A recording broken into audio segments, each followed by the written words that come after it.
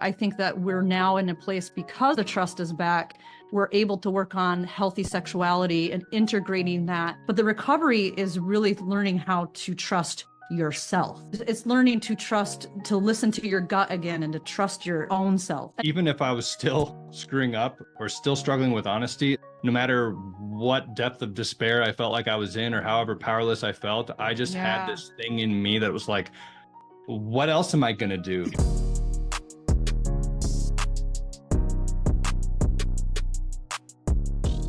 Welcome to Navigating Betrayal webinar, podcast, and YouTube channel. I'm your host, KayLee Dunn, betrayal navigation coach, betrayal trauma therapist of over a decade, and admin of this free group, Humans Navigating Betrayal, here on Facebook. Today, we're going to be talking to two incredible humans, Nicole and Hunter Otis.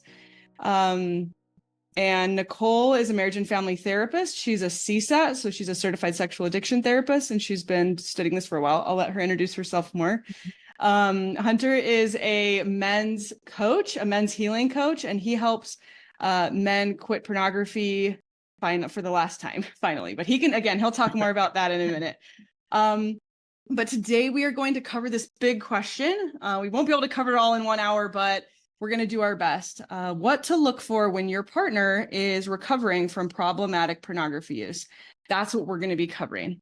So I'm going to have Nicole and Hunter introduce themselves, but stick around to the end for question and answer. So if you're here live in the Facebook group, we're going to have a period at the end. I'll check over. And if you guys have questions, you can type them in live in the Facebook group. We will answer those, as many as we can in the time provided. If you're not on the Facebook group and you're listening to this later, either on YouTube or on the podcast, come join us. You can mute the group, but then you'll just know when all the webinars are if you don't necessarily want to participate in a group quite yet. But join us. So Nicole and Hunter, why don't you go ahead and just introduce yourselves, let us know who you are and what is your background, history, and what brought you to this conversation today. Yeah, thank you, KayLee. I'm Nicole Otis, like she said. Thank you for having us, and hello to everyone out there. So I've been a marriage and family therapist since 2009, and then we've been married 12 years, I think it is now. Something like that. Yeah. We have 3 beautiful girls, ages 7, 9, and 10, and they keep us busy. And I also homeschool them and have a part-time practice as well. I am a betrayed partner as well, and that's actually what got me into studying to be a CSAT. And we can get into our story a little bit more, but we love helping couples. We've been through it in our marriage, and that's why we're here. So if you want to share a little bit about yourself. Yes. So I personally struggled immensely with pornography. And for me, it was a huge struggle with learning how to be honest as well, which it's one thing to struggle with pornography. It's another thing to lie about it over and over and over again, which many of you viewing understand. It's really devastating on a relationship. And so we went through the thick of that. I had a lot to learn and a lot to struggle through, and it really impacted our relationship. But I like to say, by the grace of God and through a wife that was willing to become certified and learn and use her profession as an opportunity to further our skills to be able to make it through, we did. And really at this point now in our relationship, we're deepening our personal intimacy as a couple and taking that to the next level. It's just been an incredible year for that. So we're super happy to be here now. Starting in 2017, we were helping men and women and couples. Now I'm helping men. Nicole works in her part-time practice with some couples. And then we like to point people towards KayLee that are struggling with betrayal. And so at this point, I work hands-on with a lot of men, and it's just been an incredible journey to be able to share. Just, you guys know, it's a roller coaster, to be able to share that personal life experience with them and help them rise up and be men is really fulfilling. Absolutely. Well, I'm so honored to have both of you here, with your personal experience of experiencing betrayal in the relationship, having the betrayal trauma go on in your life, which we don't wish on our worst enemy. Having the pornography just be that monkey on your back that you could not shake despite so much. And I've heard a lot, quite a bit of your story now as we've, connected, Hunter, and how hard you worked and just continued to find yourself struggling and slipping and failing and continuing to move forward. I see a lot of, resilience that you've chosen to continue to do that, both of you. And then that you have that expertise as well, that you can bring that to the group. I'm sure there's going to be a lot of people with a lot of questions for you, Hunter, because we don't always get betraying partners, as we call it, right?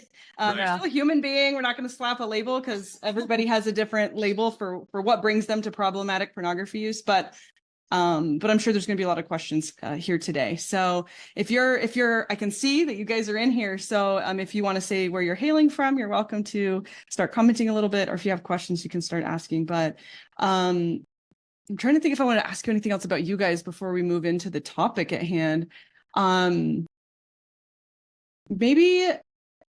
Maybe tell us a little bit about this most recent resurgence of success that you guys have had, ongoing success that sounds like, sticky success that's ongoing, and really, I can tell, like, it's building you together. And as someone who is, I don't know if you can say on the other side of this, because it will always be a part of you, it's always a part of your life story. But as someone who's also in that deepening, strengthening relationship phase, I'm excited for you. And I'm wondering, what has kind of been that little oomph that changed the tracks for you, Hunter and Nicole? Yep. You want to go first?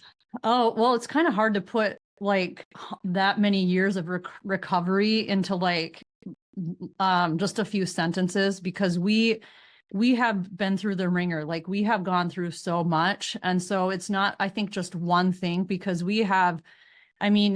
I got certified as a sex addiction therapist. I have read so many books, listened to so many podcasts. I have been through multiple therapists myself, betrayal trauma group. And when I was going through some stuff, I actually worked with KayLee, who was amazing. And I learned so much from her.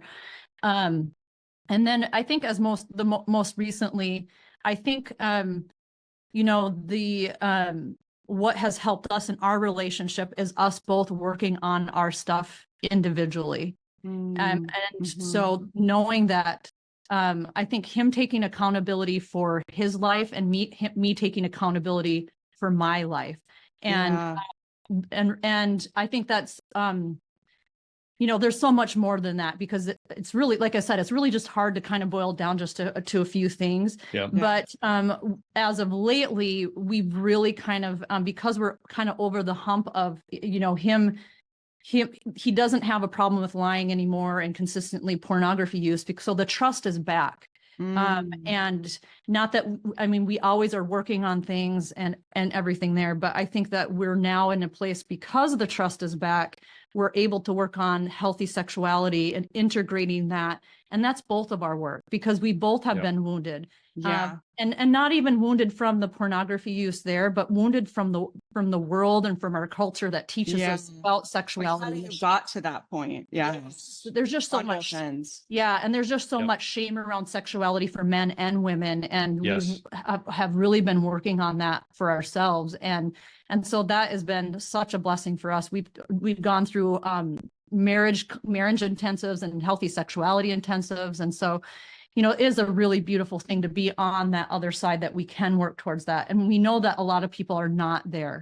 But that's where we are at. But like I said, I don't know what you want to say, but it's really kind of hard to boil it down to just one thing. It's just God and so many pieces, so many helpers, so many people that have helped us along in our journey. And so I can't really just boil it down to a couple of things. Well, I think that something significant, which she did bring up, was just all the years of work. I think the thing for me is, even if I was still screwing up or still struggling with honesty, it's like I still just kept getting back up no matter what.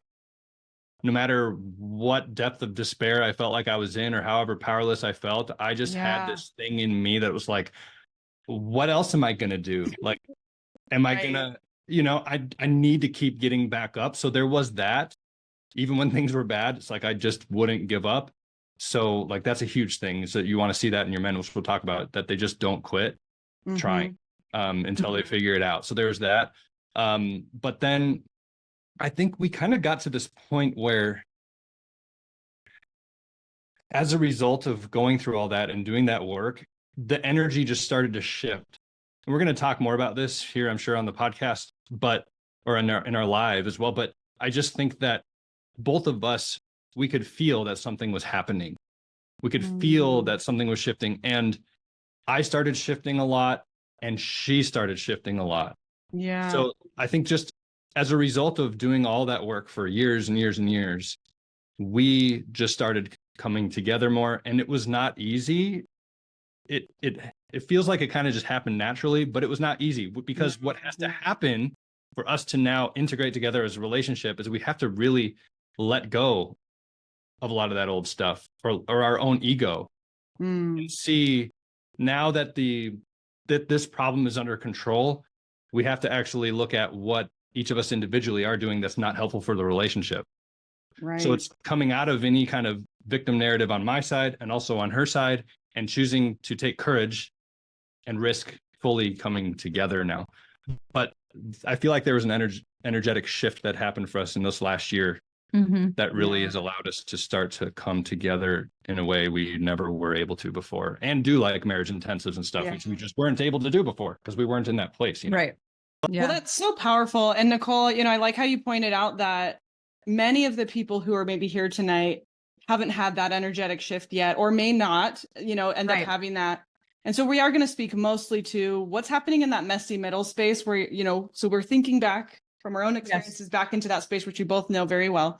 And we're going to speak to most of that tonight. But I hope with some of this discussion the two of you have had just for a little bit, that we're kind of projecting a little bit of vision for those who are thinking like, gosh, I really want this relationship to work. And I think there's a chance maybe, and maybe if the relationship, doesn't, what can I look for that's going to give me some clues that we're on the right track or we're not on the right track.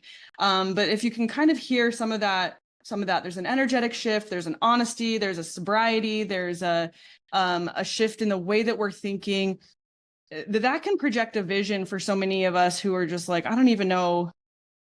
Right? You guys probably remember that, where you're just standing there like reading a book and listening to a podcast and talking to a therapist and just going like, what's the next step? I have no idea.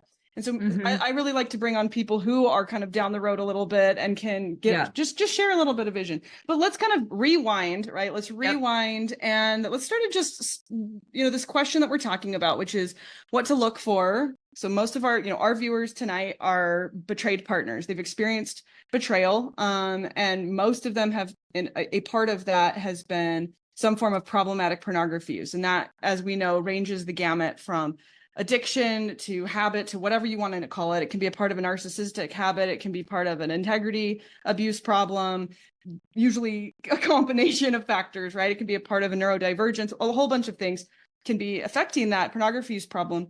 But what to look for when that person is saying, hey, I want to get better. Don't leave me. Let's stay together. Let's make this relationship work.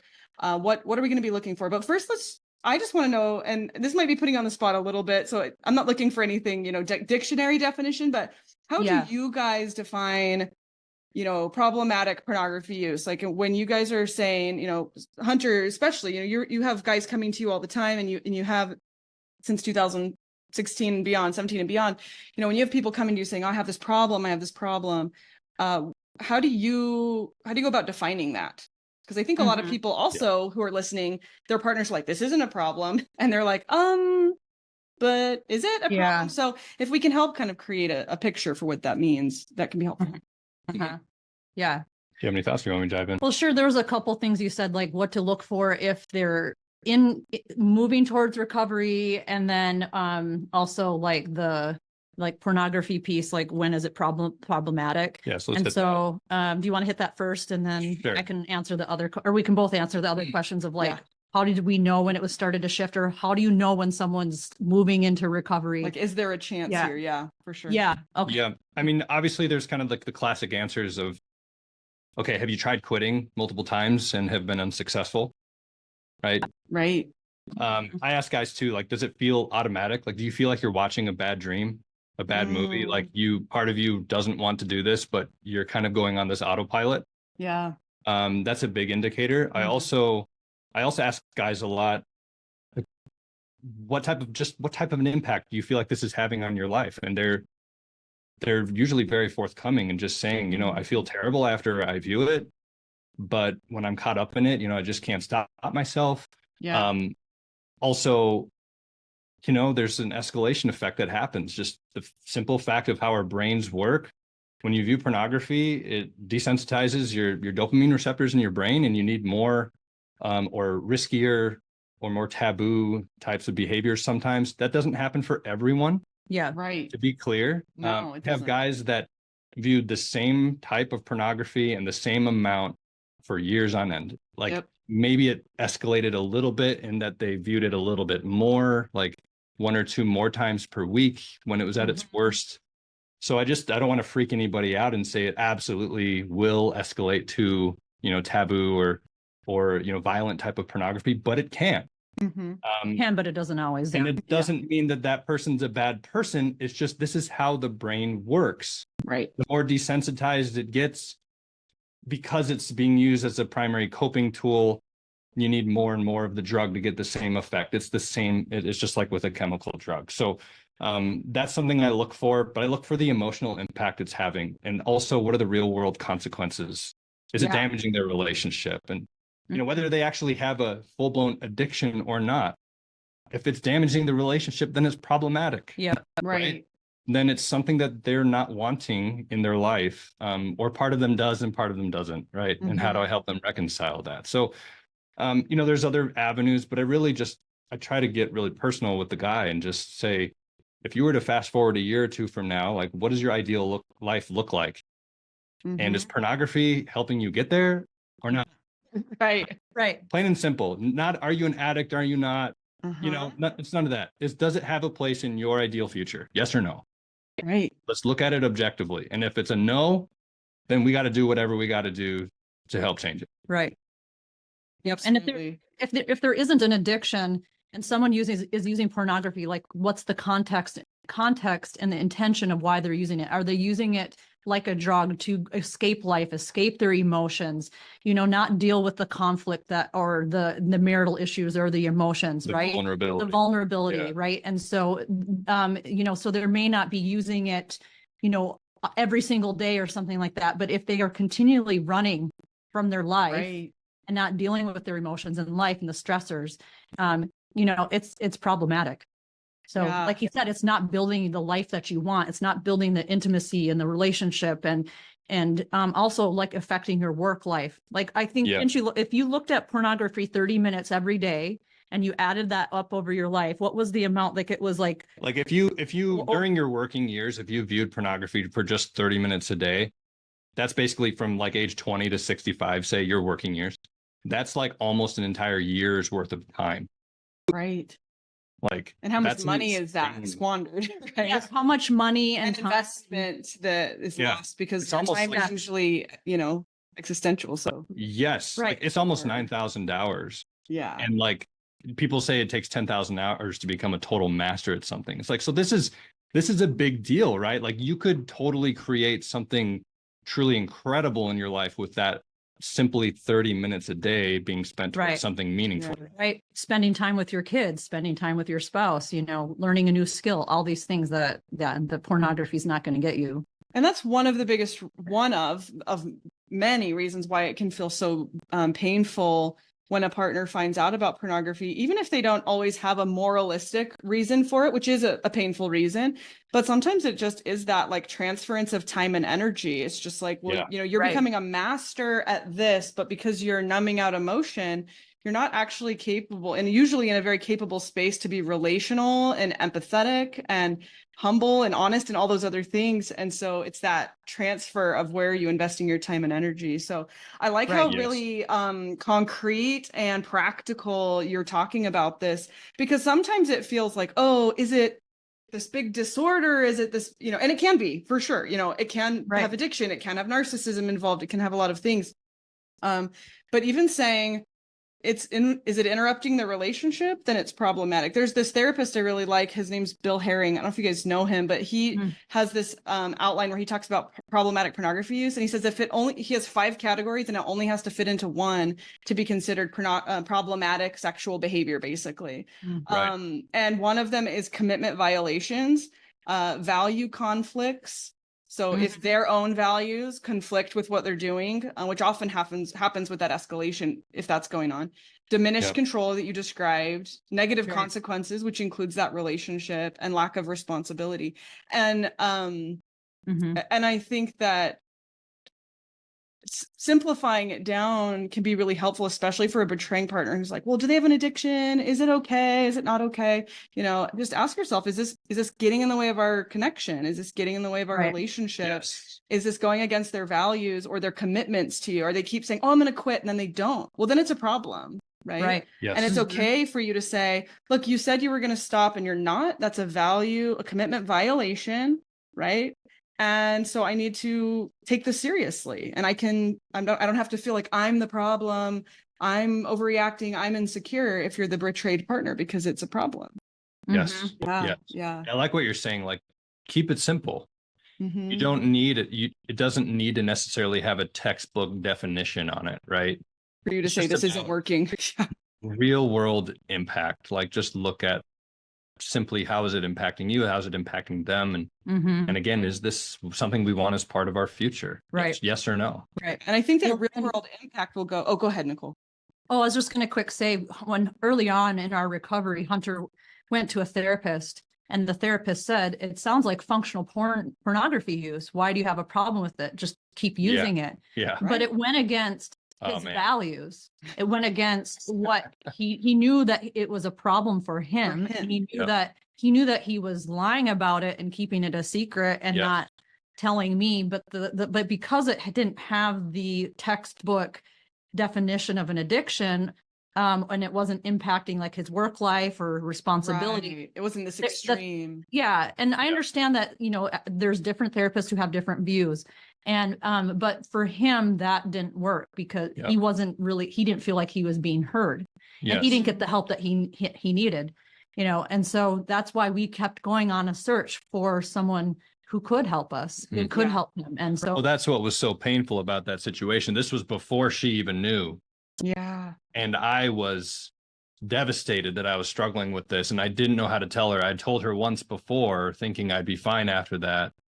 And then it went underground because I was so embarrassed and ashamed.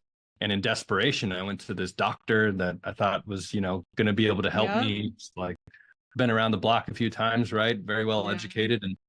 And he basically told me not to reschedule because I was saying that I thought it was a serious issue. I was just devastated. Like, that's how the beginning of my recovery journey started. I was being told I didn't have a problem, even though I was absolutely miserable, Yeah. And so bringing it back to these like real world, how is this affecting you? Is it causing issues in your life, whether you're the betrayed partner or the one who's being, having the struggle? Is it working? And if it's not working, it's a problem. And if it's a problem, there's support. Yes. And then like you did, which maybe it took time. I don't know how that worked out for you, but when you run into people who tell you, whether it's your friend or your sister or your cousin or your dad or your mother-in-law, that's like, oh, guys, blah, blah, blah, blah, blah, or, oh, it's not a big deal. Get over it. Ignore it. You don't. You say this isn't working, and you keep seeking that support. Yep. Yes. So let's get into that. And Nicole, you were kind of going to talk to and this really does tie into this real world, what's happening in real life for you. How do you know how to look for things? Maybe you have a partner who's started therapy, or maybe the person who has this problematic pornography use has started therapy, or maybe they say they're quitting. They're like, oh, I'm quitting. Maybe they're claiming that they're good now, or you are seeing actions that they're doing. So what are those things in real life that you can look for that knows that, there's safety cues, that there's progress being made or not? I think a big one is taking accountability. I think that's a huge one. And I think that's when I really started seeing that shift for Hunter, is that he took accountability for this issue and was seeking out the help and getting the help. And now, and the honesty piece. So being honest, whether it was painful for him or me. Yeah. You know, and so you're starting, but that, I mean, that was that any of this work like takes time. It's not about It's not like like overnight. Yeah. right. It's not going to be an Right. overnight switch. There, it might be maybe for some, like some of the characteristics, but most of the time it's going to be a process. Yeah. So I always say it's like not perfection, but it's a process, and progress is over time. Yeah. But that you start to see that the minimization over their behavior, Mhm. they don't minimize things. They start to be fully honest about things. They start to do the work for themselves. Right. Now, Yep. I think like a lot of times people come in because they're busted or they're caught, and Yeah. and so they have this fire underneath them because from their partner to say go get the help. And I don't necessarily think that that's wrong, because they, you know, and oftentimes the addict will have relief that yes, it's like out there now, like I've been Right. holding on to this for so long. But oftentimes the motivation is the relationship or their partner pushing them. And I don't think that that's Mhm. necessarily wrong, but somewhere along the line, they start doing it for themselves. Yeah. Right. It's like And that not- first order change becomes a second order change, right? Right. And if you don't see that switch, what I've noticed the problem, you've probably seen this too, is that then it becomes this extra labor the betrayed partner is either trying to do in addition to their Yes. own recovery work. So it gets kind of in the way of the betrayed partner's Yes. recovery work, because now they're like, well, if I don't get on top of them, they're not going to read their books, or they're not going to go to therapy, or they're going to take this seriously. Yes. So that becomes a problem, because that's not your responsibility. But I actually really like how you said that, Nicole, because sometimes you get this feeling that, oh, if he goes in just for you, that's a bad way to start. But I think that that's not necessarily a bad way to start. I think it's a common way to start. And as long as Right. that heart shift changes, where they're like, they get some vision and they get some mission, and they're like, hey, you Yeah. know what? I think that's what Hunter does really, really well at is really lighting that fire in them that like, wait a minute, I could have a better life. Wait a minute, I don't feel like crap all the time. It really, Yes. that Right. when that shift can occur and they kind of get into this, for lack of a better term, a really positive masculine energy over Yes. their recovery. Yeah. I think that's that energy shift. For me, it was like the sense of my husband was like way more attuned. So I'll give you an example. Like in the early years, I would have nightmares, you know, I would have these betrayal trauma nightmares, and he would feel bad, but he would just be like, oh, I'm sorry. Good night. You know, and he was kind of, he was loving and he felt bad, but he's like, I don't know what to do. I don't know what to say. So I'm just going to be like, good night. Yeah. And whereas like, I don't know, not too long ago, I had a nightmare and like, you know, woke up and talked to him about it in the morning, and he like held my face, and he had misty, and he was like, I'm so sorry you have to have dreams like this, you know, and it was so attuned. And that's a massive shift over the course of many years. Fine. Yes. But even in the small moments, I noticed just an emotional attunement that was genuine, which felt different than kind of like, I'll say whatever I need to say to get you to stop feeling something because I can't tolerate Yes. your emotions. So Yes. there's a lot of different things to look for. But I think honesty is a really good indicator that you described. Connectedness is another good indicator. I do think I just want to put a highlight on what you said about that they start to manage their own emotions and not try to control yours. Yeah. And they let you have your emotions. Sometimes we're going to be we're just going to be all yeah. over the place, right? We need to be. It's a We need roller to be. coaster, right? Yeah. But you know, and they come to more of an acceptance. They can handle themselves a lot better when you're not in that healthy space, or you're just in not a good spot, or you're just having your emotions or feelings, and they're just able to handle it more and have more empathy. Right. But I think like I said, it's kind of almost like, but I also can do that for him if he's I was gonna highlight that too. Yeah, if he's in a bad space as well, with his emotions, or he's triggered, or he's having a rough day, or whatever it could be, that I'm able to be in a space where I can manage my own, I call it tornado brain. Yeah, But I can manage my own tornado brain, and he can manage his own tornado brain. Yeah, But if we need also to pause, we can stop and we can regulate. And sometimes if I've got, 10 more points in my emotional regulation Right. bucket, I can show up, especially if it's not related to betrayal, right? Then he's having a bad day at work, he's emotionally triggered. We can be that shoulder to lean on, Mhm. Yeah. and vice versa. Yeah, which is Mhm. such a fun stage to be Well, in. when I think something to kind of go along with that is seeing your partner no longer need to constantly be validated by you. Mm, Like I want my guys to be able to validate themselves, to be able to stand there on their own 2 feet, right?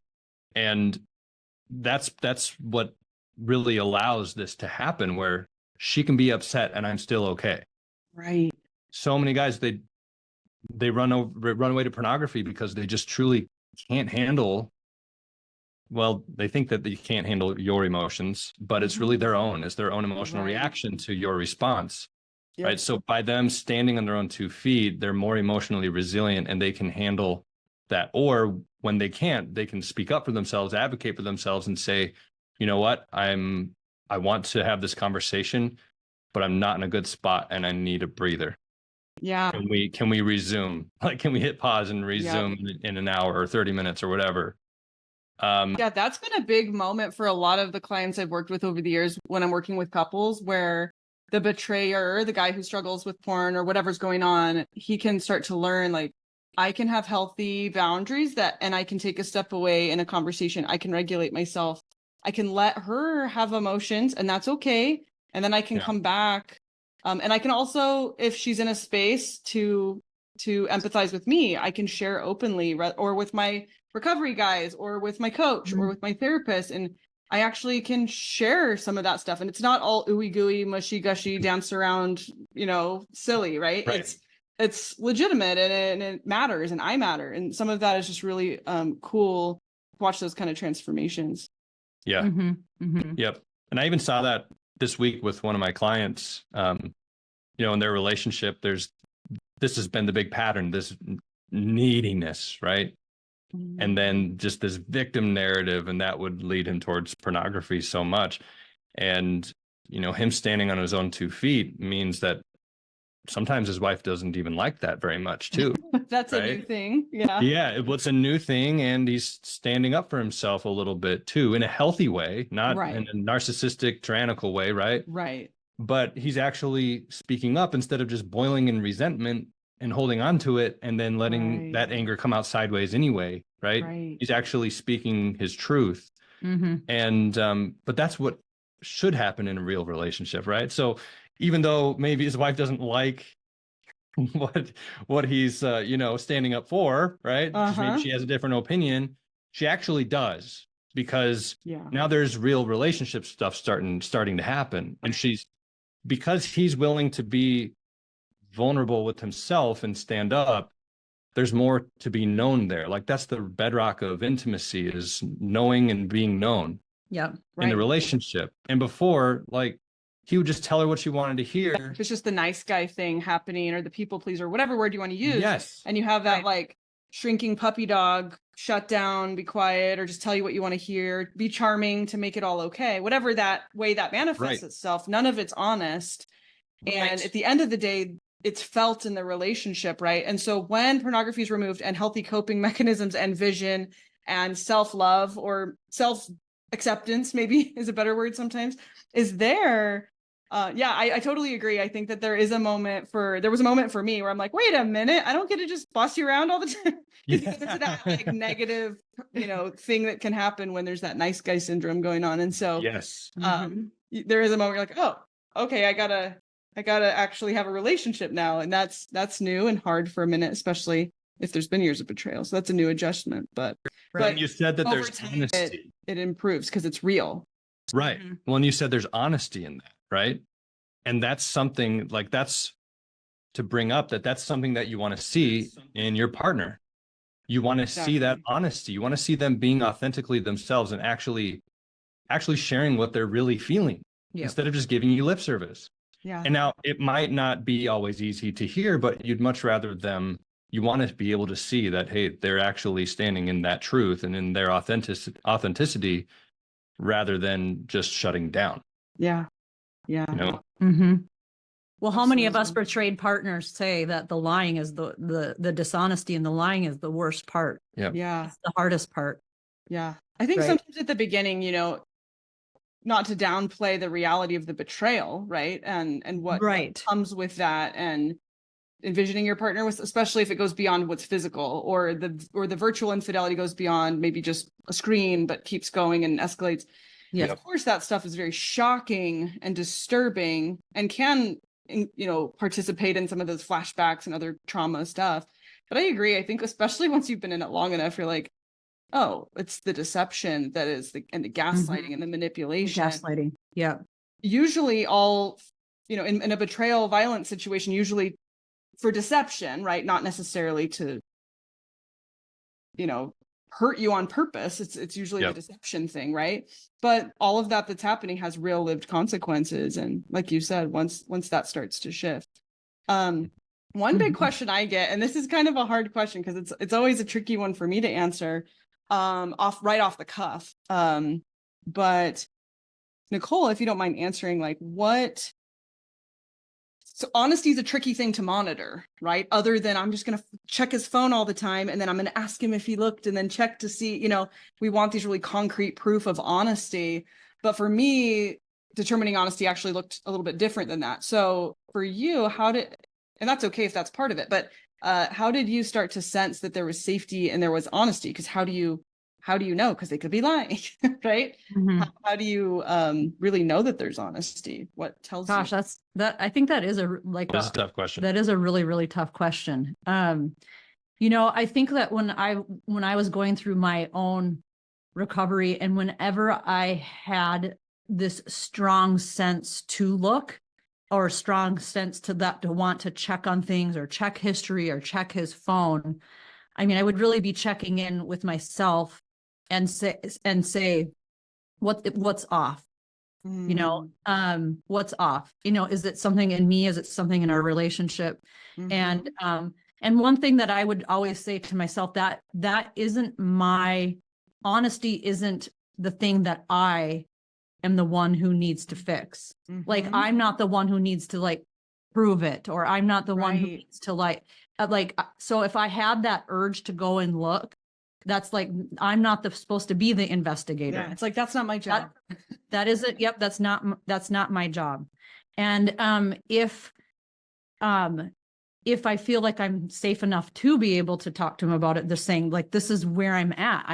I'm sensing that something is off. I'm sensing that we're not in tune, and there's disconnection, and bringing my honest self to the relationship.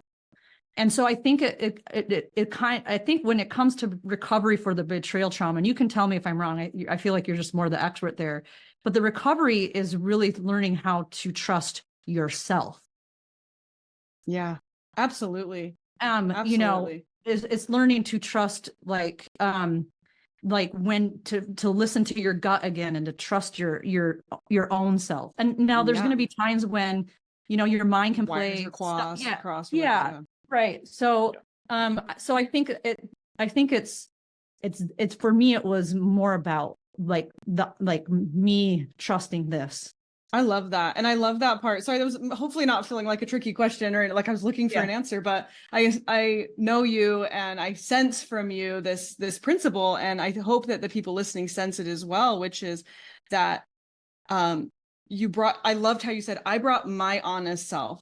And that's something I always invite, those early years of needing to check and look and have accountability software and having that access. I think that's an excellent thing for the betraying partner to offer, have access to my phone, have access to this, accountability software or whatever.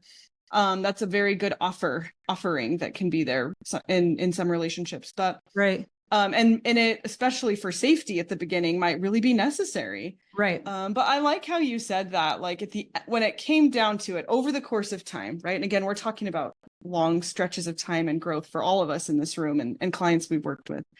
You get to that phase where you're like, how do I what do I want in 1 year, 5 year? What relationship do I want? I want to bring my honest self to the table, and my honest self feels triggered about this. I feel like there's something here. Yeah. And I also like that you brought it to him and kind of like brought that conversation, because often, and you can tell me about this, Hunter, if you agree with this, often the answer is going to be in how he responds, right? Right? Because you're not going to get, like, if you have this attuned, willing, accountable, honest person, they're going to go, you're going to have this energy, this regulated energy of like, ooh, is there something? Let me think about it. Do you want to, let's go on my phone. Let's make sure. You're going to get this really regulated, over time, you'll get this really regulated, safe place to go, okay, maybe it's me. I'm okay. And yes, there are very manipulative people out there, but by and large, most people aren't walking out of like CSI or Law and Order or something, right? Right. So, and most of the men that I have, I mean, most of the men that I have worked with, and they don't have narcissistic personality disorder, antisocial personality disorder. Right. Most of them, I mean, they have narcissistic tendencies. Yeah. But they don't, most of the men don't have the personality disorder. Yeah. Yeah, that's a totally different story, right? What they do. Right. Yeah, that's a different story. So, and that's not my specialty with the full blown personality disorder. But and I most think times that's because the full blown personality disorders, those are people who are not going to be seeking, in general, are not going to be seeking support. They're not going to say, oh, I'll go to therapy, or oh, I'll try coaching, or oh, I'll read a book, or I'll do something. Right. You're just going to get like, you're crazy and the fighting, and you're not going to be seeing that anyway. But I think that oftentimes that trusting yourself is kind of the way to go. So we're going to stop for questions in a minute. So if you guys have questions, start typing them. I see a couple that we can go to. But before we do that, Hunter, would you mind telling us, just because some people might be going, oh, okay, this sounds great. I think my partner, my husband is in therapy, or my husband's in coaching, or my husband's reading a book. Maybe they're doing nothing at all, but they might if they knew what was available. I wonder if you share with us what your program offers, how they can get a hold of you if they're thinking like, oh, this guy knows what he's talking about. He's helped hundreds of people. Like, I want to, maybe get a hold of you and learn a little bit more. Share that while I figure out how to find our questions. Okay. So, So I can have Nicole post in the live chat my link tree that just has a link to where just all my socials, obviously, but I have a free men's community. So that is like the best place to start, because in that community, one, it is private and it's off of social media. It's on a separate app called School. So they're not going to have to be in a Facebook group. Okay. If your husband or partner has an issue with social media, that's why I did that intentionally. And it's an awesome app. But there's a free community in there and it's so supportive. So there's no shame. It's a place for men to really become men. Like, that's how I like to put it. It's like, quit porn, become men. Like, that's the energy in there. But in there's a free starter guide. So the guys can really get familiar with my philosophy and approach. And then, of course, I have clients that work hands-on with me that are paying clients. We're very intensive together. I mean, we spend 6 months together and leave no stone left unturned. Like, it's freedom or nothing. Like, that's my energy, my attitude going in, like you say, it's like that baseball coach kind of energy, right? Yeah. Like, we're very much so like, we're going to become men together, but it's very skills oriented. Like, this is my big issue with a sobriety focus is a lot of guys get so hyper focused on not giving in rather than mastering a specific skill set that will empower them to not give in. Right. Sobriety is obviously very important. So I don't want it to come off that I don't think it's important. Yeah. But my focus with them is like, well, let's make these progressions, these micro progressions, like Nicole was talking about. Like, if we're going to not act out, well, then we have to actually have mastery over our emotions, mastery over urges. Yep. So instead of counting days, we're counting how many urges they've successfully processed and managed and chosen not to act out on, to get them in this place of empowerment rather than, they give in and they feel like they're starting over at square one all the time. Right. And so when they do give in, how do we learn from it and move on? Let's take the feedback. Let's do it better next time. And we move forward without the shame, with all of that. And then a huge piece of it is obviously creating a new identity. If you believe that you're worthless, if you believe you're never going to make your wife happy, if you believe that you're never going to measure up or amount to anything, then your actions are going to align with that belief. So while they're learning these skills, they have to craft a new identity. Otherwise, it's all kind of for nothing. Like, it's not really going to hit their hearts, even if they're doing the right things, because they don't believe they can change.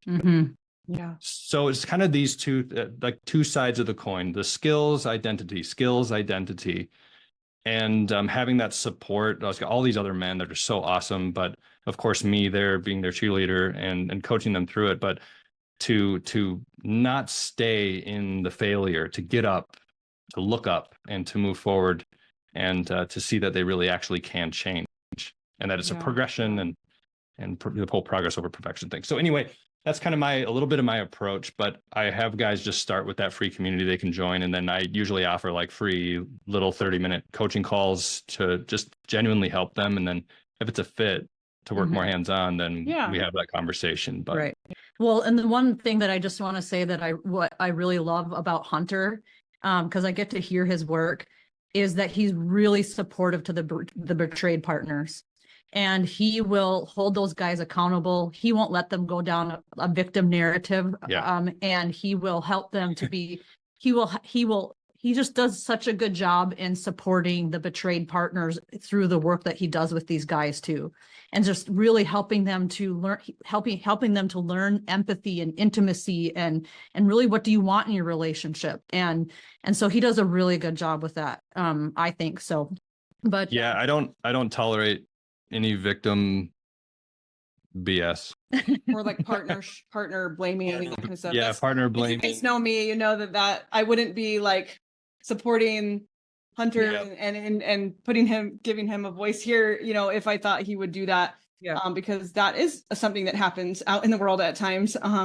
It's therapists who are trying to be chummy or whatever will be not very kind about the betrayed partners. And so that is something that Hunter's organization doesn't tolerate. Well, and I think because I really struggled so much with this neediness, with the dishonesty, with trying to blame shift, I struggled so much with that. So I just see freaking straight through it with these guys, and I don't tolerate it at all. Yeah.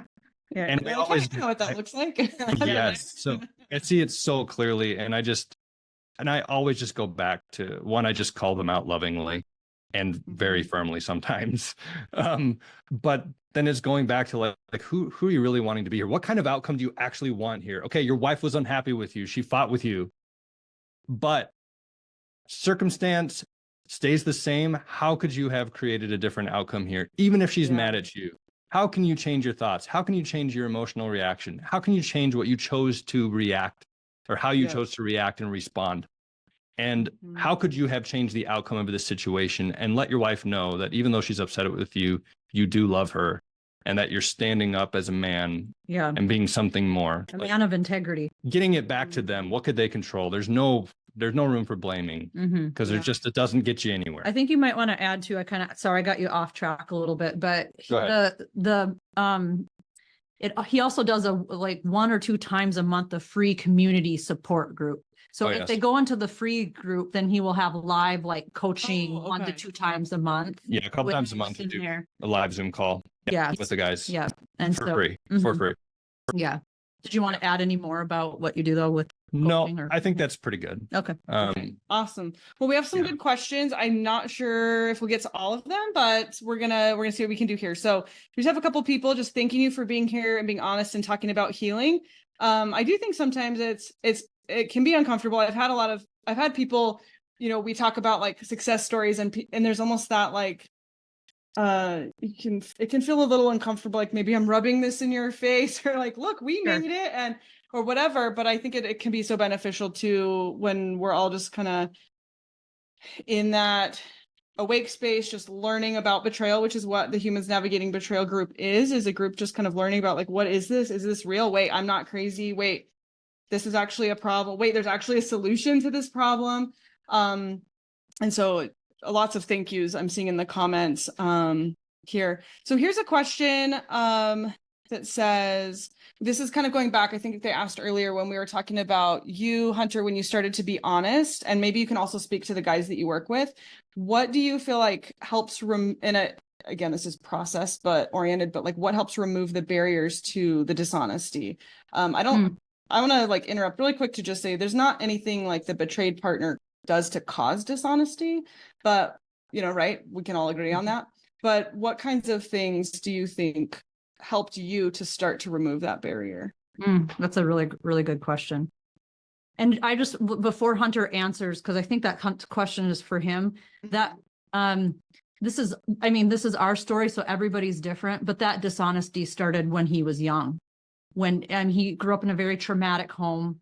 The dishonesty started there because he learned from a very young age, if I tell the truth, I will get in trouble. I'll get hurt. And so,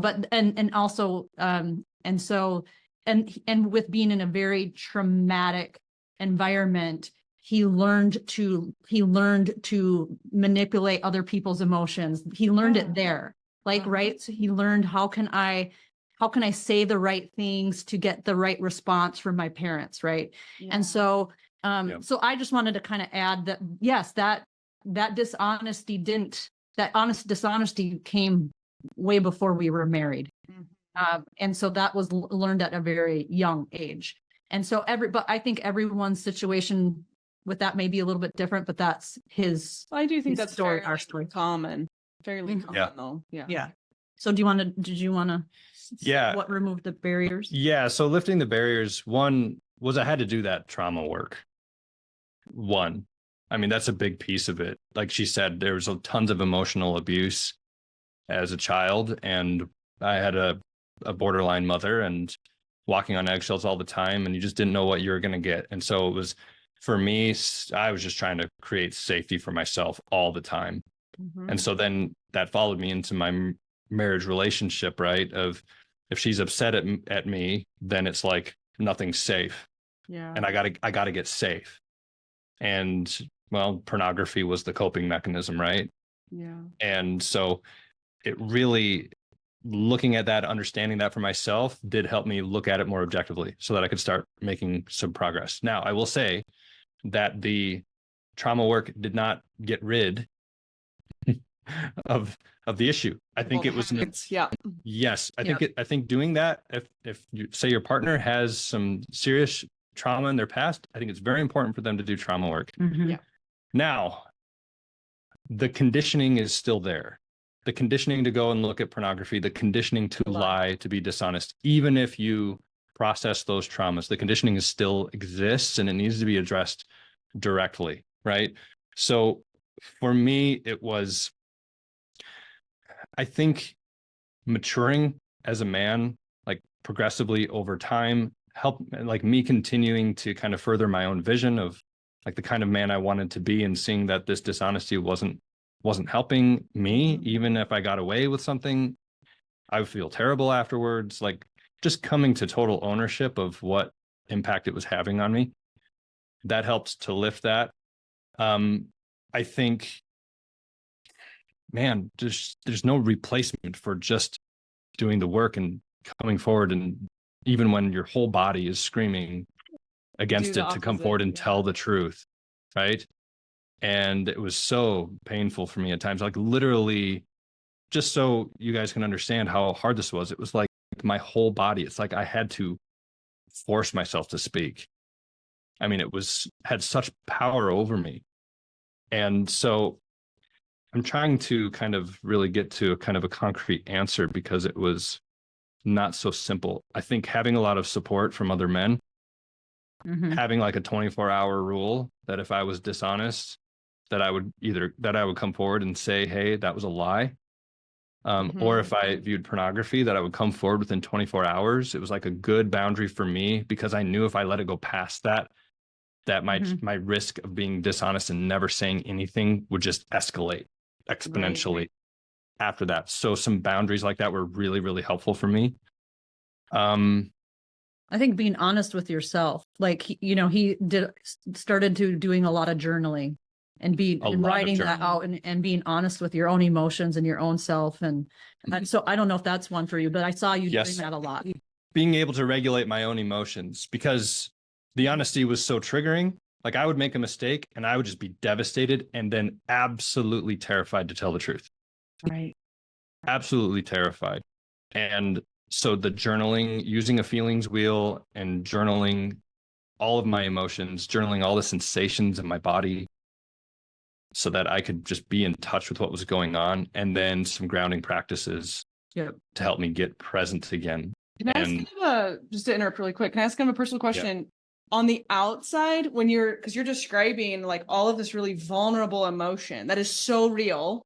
And for those of us who are therapists and coaches who've worked with men who've been in your shoes, we know that this is what's going on under the surface, right? Right. But what did it look like? And probably by the time Nicole could probably see right through it eventually, right? But like at the beginning, when you're actually terrified and you made a mistake and you're devastated and terrified, what did that actually look like to someone who maybe didn't even know you? I'm guessing it did not look terrified and devastated. Or if it did, it was in a way that like, do you know what I'm saying? I think it would probably come off as maybe avoidance or just I was really good at looking fine here. It's like I'm fine. While I was completely a tornado here. Yeah. Right. That's something I got really skilled at doing. Yeah. And most people do in your shoes, right? Yes. It's that like how to stay safe when we're little and then it moves with you, right? So it's often. So I guess I'm speaking to the betrayed partners in this question that, you might be like, my husband's not terrified. He's fine. He may not be, but you can't really make him do that work. I don't think there's anything anyone can do to make you get honest. No. You can request, and I'm sure Nicole made some pretty serious boundaries and like I did in my marriage and said like in, no uncertain terms, this is what's going to have to happen in terms of like, that's not okay anymore, but you can't make anybody change. When I had a really good church leader that helped me navigate through shame, just helped me stop being in such a shaming environment. And then I was in a men's group that was also very much so not shaming. It was very empowering. I think that's so important for helping a man start being honest, because the honesty is usually shrouded in so much, or the dishonesty, it's being caused by so much fear and shame. Most of the time. And so for me, like stepping out of the shame, it helped me be way more resilient. So when this fear, to be honest, would come up, usually the shame is what drove me to just immediately react and not tell the truth. Right. But as I became more resilient to that shame, then I was able to look at it again more objectively and be like, well, why am I freaking out so much? Like I did this. I just got to own it. Yeah, she's probably going to be upset. That's fine. She's allowed to be upset. Like me being honest is more important. And I have evidence that all the times that I have been honest, she's been upset a lot less than when I wasn't. Right. Instead of getting caught and in a lie or But that fear and trauma response would have me say honesty wasn't worth it. It's too dangerous. Right. So doing some of that work and having some male mentors to help me start to step out of shame really helped me move forward. And that's something that you can even ask your partner, is not whether or not their group is working for them or anything like that. You can even ask them, like, what's the feel of the group? Like, do you feel like it's helpful for you? Because they might be going to 12-step because it's what they're supposed to do, but they might not actually be getting the yield out of the community that they're in, which is why I have a community, right? Right. Not all groups are created equal. And they need to be surrounded by other men that aren't controlled by shame if they're going to have any chance of stepping out of it. They need a man to show them the way through it. Yeah. And someone's asking on here, so do you in your program have a resource that helps them get out of shame? Is that like a part of the work that they're doing with you guys? Oh, yes, absolutely. One of the modules is called Creating a Shame-Free Paradigm. It's actually the first module that they go through. And they need to understand, they go through and very early on in the process, understanding why they feel shame, what got them to the point that they're at right now, and not just around pornography and sexual behaviors, but everything.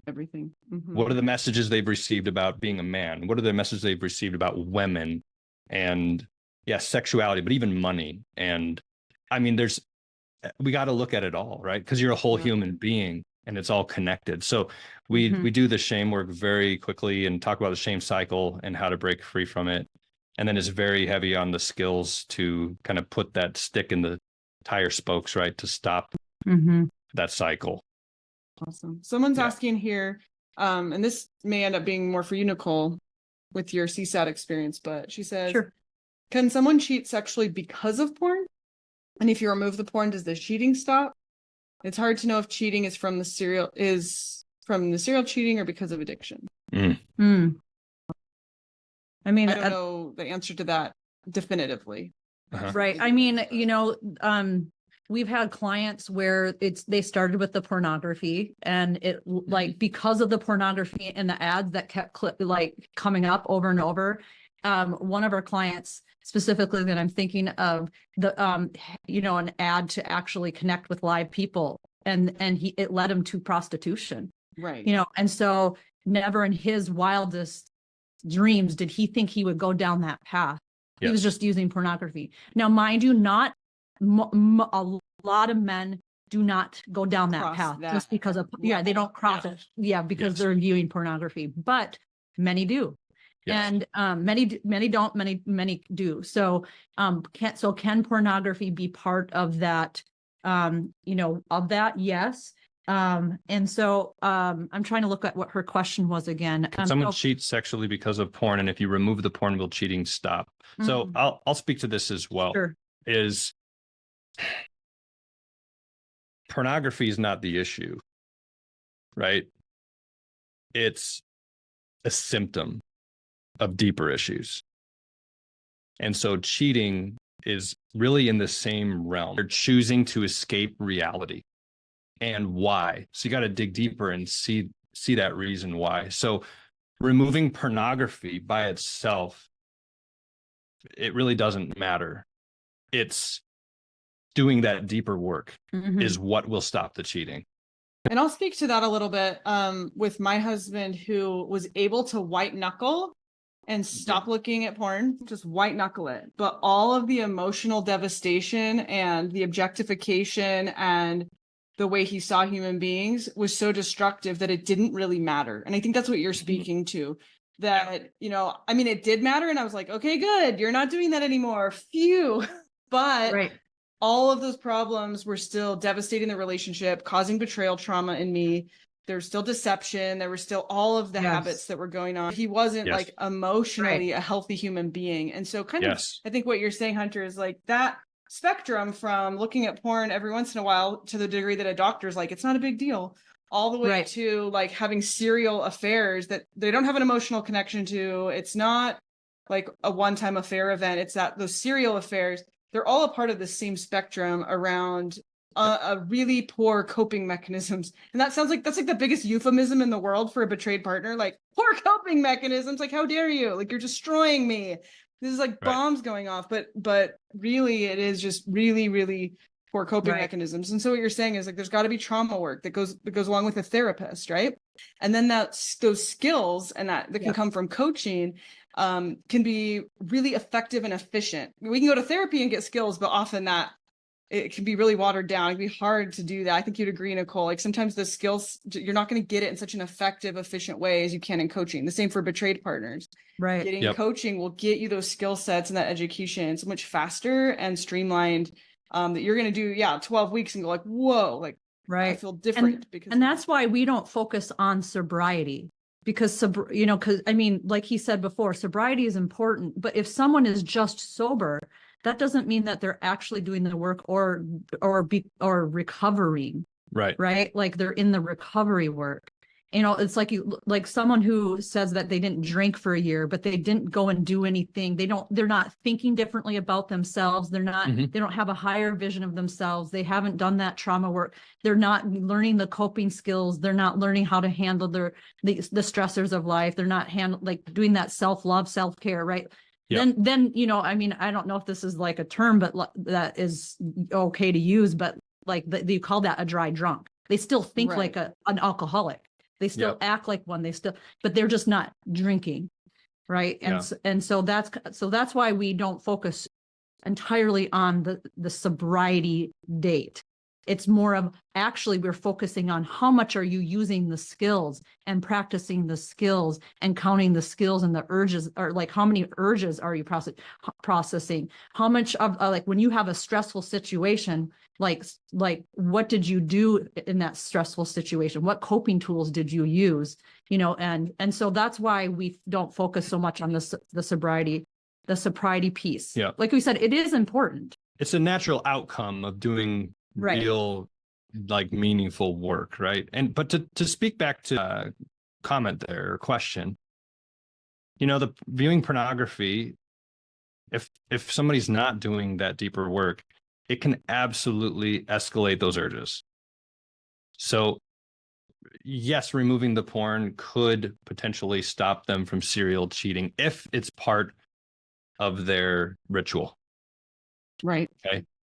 But again, it's just an escalated behavior of the same root cause issues. So in this situation, I would help them stop viewing pornography by helping them master those urges. And in doing so, if the urge to cheat does come up, they will then also be armed with the same skills that will help them manage that urge. Right. And not act on it. Right.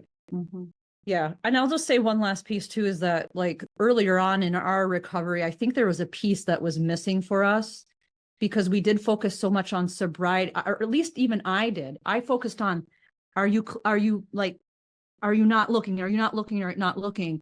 And what was missing for us was really learning about what is healthy sexuality. What does that look like? You know, because instead of it just being absent, what is healthy intimacy? What is, and really integrating that and learning about that. So that was the piece that was missing for us earlier on in our recovery. And I don't think that we got a lot of help around that from many people, because so many people are just focused on sometimes even the trauma and the trauma work, which is not bad, of course, but the trauma and the sobriety. But then what's the vision when you're not looking at pornography? What's in place of that? Right. That when we're looking forward, like what's the life going to look like? I really appreciate that. So we have so many really great questions and we're just already quite out of time. So what we're going to do, Nicole, because she's a betrayed partner, she's able and allowed to be in our group. So she may have some time to check in and answer some of these questions. I will see if I can answer some of these questions that we haven't been able to get to today. I know that Nicole dropped the link to the free group that Hunter offers for maybe some of your partners who might be interested. And thank you guys so much for participating in the comments. And Nicole and Hunter, we'll wrap up here and give you back your evening, but we're so grateful to have you here tonight, sharing your story, sharing your experience, and then what you're now helping other individuals with, because you've seen the success in your own life and in the lives of many people as a therapist and as a coach. I've seen it as well. And I know that sometimes it can feel very hopeless. It can feel impossible. And depending on the environment that you live in and the people that you're communicating with, because we're touching people all over the whole world right now. We're talking to people in this group from every demographic, every race, religion, creed, gender identity across the whole board. And, you know, it may feel impossible. You may have never met a safe person before. You may have never experienced safety in your own life. And this can feel very far away or even like fake. Like this isn't real. People don't live this way. And so I want to send my love to you if that's kind of where you're coming from today. And I also want to share that having hope can be really scary when you've lived in a lot of hopelessness and in a lot of hurt. It can actually feel even threatening. And so that's okay. That's okay if this wasn't for you today. You can put it away. And if you're ready for a little hope and you're ready for a little bit of like vision and what could my life look like, maybe it's not going to be with your current partner. Maybe you're really getting to your intuitive self and you can regulate and get, you know, you're in your inner survivor, but you get into that inner sage and you're like, I just don't think my partner's ever going to have enough self-awareness in this lifetime to be the type of person I would like to be with. And that's really hard to sit with. And you don't have to react to that or do anything with that, but that might be your reality. You might think, oh, maybe maybe I could make some invitations or set some boundaries in my current relationship. And maybe this is some vision. And I know Nicole and Hunter, you guys are probably like, we have so much work to do. Like we haven't made it. And all of the friends that I have, and I have quite a few friends, couples that are doing well years after betrayal.